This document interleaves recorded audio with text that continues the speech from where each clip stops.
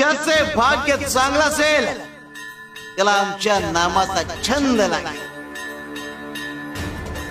आणि त्याच्या मुखात सतत नाम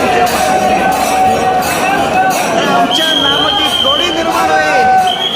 ध्यानी मनी स्वप्नी ही नाम संजीवनी वदनी असेल. त्याला निरंतर सुखाची प्राप्ती होईल.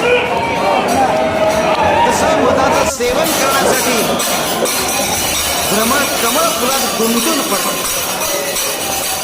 आणि अत्यंत आनंदाने आणि आदराने मधाचा आस्वाद घेतो. आमच्या भक्ताचे मन आमच्या नामाचे ध्यान राखून उच्च पातळीवर स्थिर होतो. मन नामात एकाग्र होईल. त्याची चंचलता नाहीशी होईल आणि त्याचे उन्मन होईल. अरे नामस्मरण हे प्रपंच व परमार्थ साधनाचे साधन आहे. शिवाय शंकर.